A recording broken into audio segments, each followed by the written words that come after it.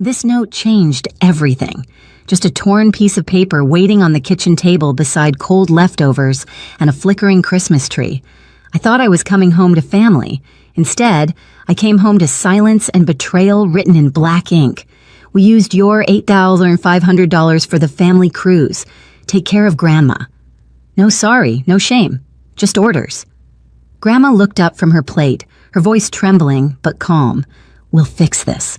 I didn't cry. I didn't yell. I just flattened the note with my hand and whispered to myself, they have no idea what's already coming. People think betrayal comes with shouting doors, slamming plates, breaking someone storming off into the night. Mine came wrapped in silence under the soft buzz of Christmas lights. Grandma kept eating slow and careful, the metal fork scraping the plate like a metronome for everything I was trying not to feel.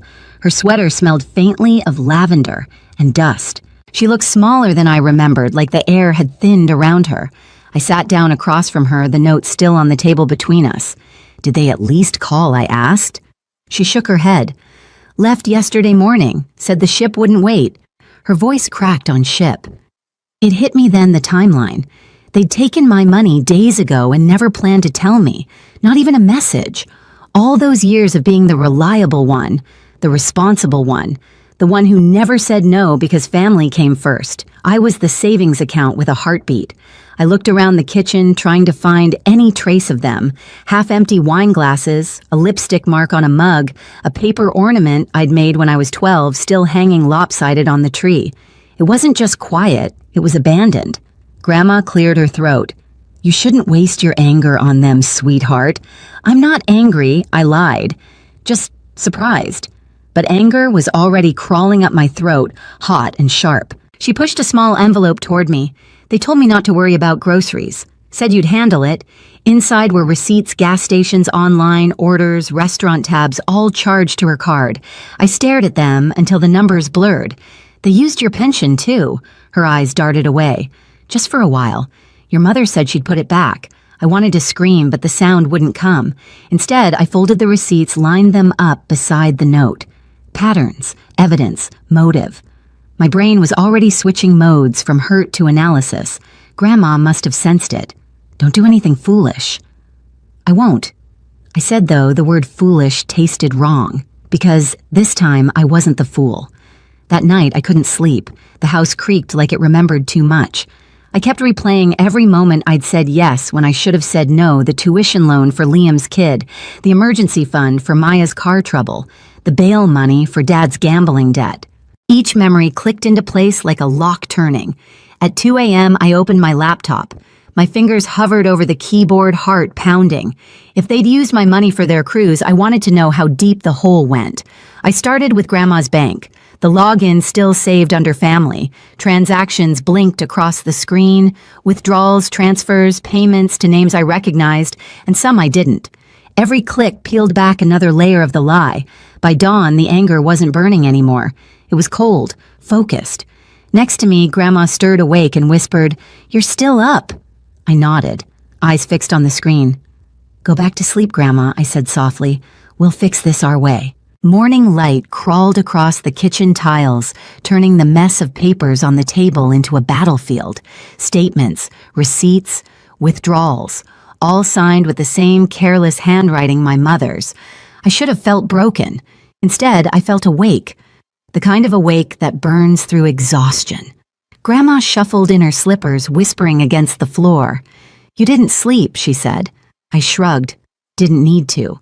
She watched as I drew lines between transactions, circling names, matching dates. "You used to love puzzles," she said softly. "This one's overdue," I replied. Every few minutes I'd find something new, a Venmo transfer to Maya labeled utilities that matched a Sephora order, a cash withdrawal on the same day Dad lost at poker night, a payment to a cruise line weeks before Christmas. The math was sickeningly neat. Grandma sat beside me. "They think you'll forgive them. You always do." I looked up. "Do you?" She hesitated. "I used to, not anymore." For a moment we just sat there, two women from different generations bound by the same disappointment. When I opened the family group chat, I already knew what I'd find: silence. The last message was from Mom. Transfer the loan soon. We need to book before prices go up. No please, no thank you, just assumption. I stared at her words until the screen dimmed. Then I typed a single period and sent it. A punctuation mark for the end of my patience. The next day I called my mother's number, straight to voicemail. The recording chirped cheerful and hollow, "Hi, you've reached Rachel. Leave something worth listening to." I hung up. That evening, Grandma brought out an old ledger, her handwriting careful and looping. "These are my pension deposits," she said. "Start with 2016. My breath caught. "That's when she took your login." She nodded, lips pressed thin. I told myself it was temporary. But the temporary things always last the longest, don't they? We worked until our eyes burned. When I finally leaned back, the numbers told a story clearer than words ever could. 10 years of small thefts dressed up as love. I felt something shift inside me, a quiet click like a lock sliding open. I wasn't going to argue. I wasn't going to beg. I was going to document everything. Grandma squeezed my hand. "What are you thinking, sweetheart?" I met her gaze. That they picked the wrong person to underestimate. She smiled faintly. "We'll fix this." "Yeah," I said, "but this time we'll fix it right." As the clock ticked past midnight, I created a folder on my laptop labeled Proof. Inside it, I began to build my case screenshots, transfers, every message that once made me feel guilty, now refiled as evidence. For the first time, guilt wasn't mine to carry. And somewhere in that silence between the hum of the fridge and the tapping of my keys, I realized something: they hadn't just stolen money. They'd handed me every tool I needed to end this story my way. By the fourth day, the house didn't feel haunted anymore. It felt like a war room. The kitchen table was covered in rows of printed statements, each one held down by a mug or a spoon so the heater wouldn't blow them away. Grandma called it organized fury. Outside, snow had buried the mailbox. Inside, I buried the last trace of guilt. I'd spent the past 3 nights tracing every payment: cruise deposits, jewelry orders, a home improvement loan that went straight into Maya's checking account, every dollar of mine and half of Grandma's repurposed for their good time. That morning, I opened my laptop and dialed a number I never thought I would. Natalie Shaw, an attorney I'd driven for once during an Uber shift. She'd left a business card on my seat: Elder Financial Abuse Specialist. Back then, it was just a name. Now it was oxygen. When she answered, her voice was calm and clipped. "Natalie Shaw." "Hi. You probably don't remember me, but I do," she said quickly. "You're the driver who refused to charge me extra when my flight was delayed." "That's me," I said, exhaling. "I think I need your help." She didn't waste time. "Tell me everything." By the end of the call, I had an email address, a checklist, and a plan. Natalie's voice stayed steady through my shaking. "This isn't a family misunderstanding, Tegan. It's a felony. But we'll keep it quiet for now. Let them come back first." When I hung up, Grandma was watching from the hallway. Her face was unreadable, but her eyes glimmered with something between pride and fear. "You called a lawyer," she said. "I called protection," I corrected. The next hours were methodical. I scanned receipts labeled folders, transfers, cruise payments, luxury purchases, evidence of neglect. Every file I renamed felt like reclaiming a breath. At noon, Grandma shuffled in with 2 mugs of instant coffee. "You're shaking," she said. "I'm fine." "No," she said, sliding a mug toward me. "You're focused. There's a difference." Her calm steadied me. I took a sip, then pulled out my phone.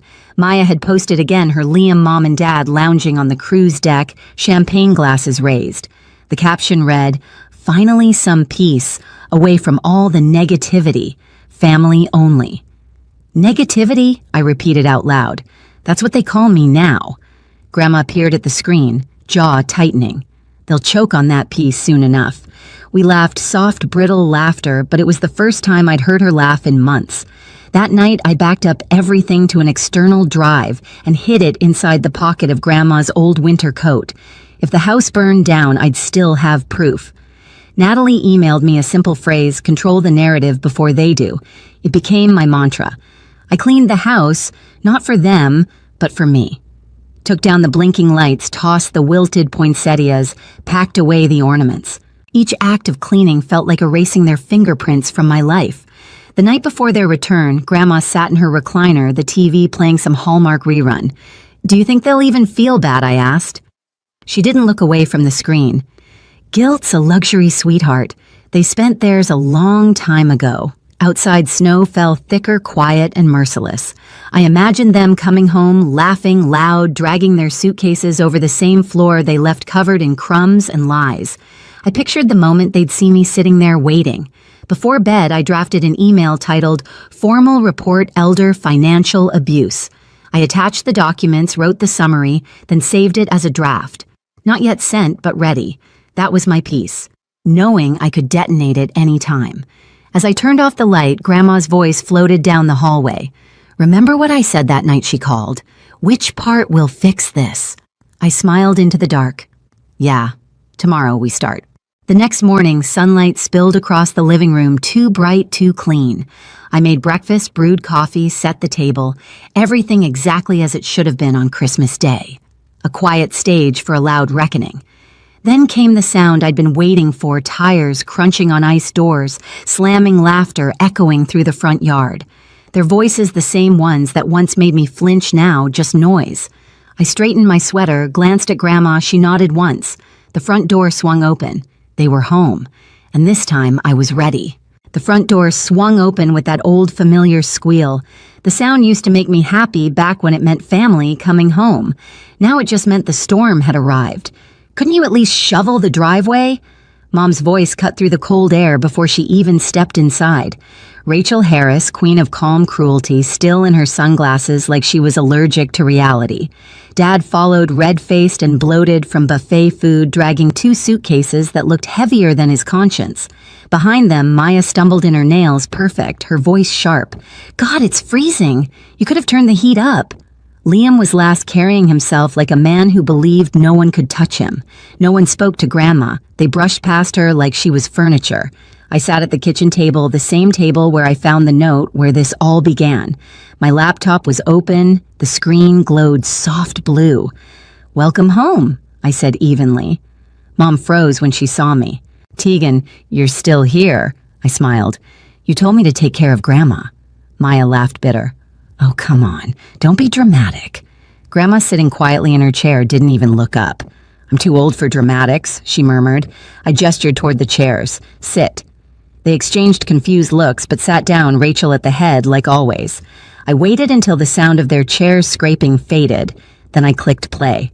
The first file on the screen was a spreadsheet, rows of numbers, dates, payments, transfers from Grandma's pension, withdrawals from her account. The title at the top read, "Funds Misappropriated by Rachel Harris and Family."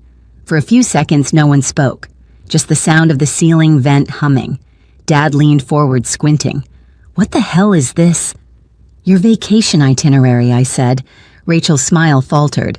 "Where did you get—" "From the same place you got my savings," I said. "Grandma's bank." I turned the page, screenshots of messages between Rachel and Maya. "Rachel, he won't notice the cruise deposit missing. He trusts us." Maya, "He's too soft. Plus, who leaves Grandma alone on Christmas anyway?" The color drained from Maya's face. You went through our phones."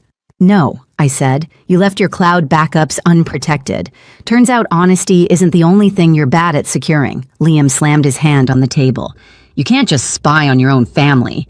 Grandma's voice sliced through the room, calm and deadly. "You stopped being family when you started stealing from me." Silence. Heavy. Absolute.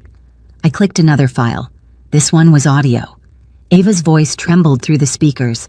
They said if Tegan didn't send the money, they'd just leave her and deal with it later. I couldn't stay quiet anymore. Liam shot up. "You recorded my wife." "She asked me to," I said. "Because she was done lying for you." Dad's chair scraped back as he stood. "You little snake. You've been digging into our accounts like someone who's tired of being robbed," I interrupted. "Yeah, exactly that." I opened the last file, a draft email already addressed to Natalie, the State Elder Protection Unit, and 2 local news outlets.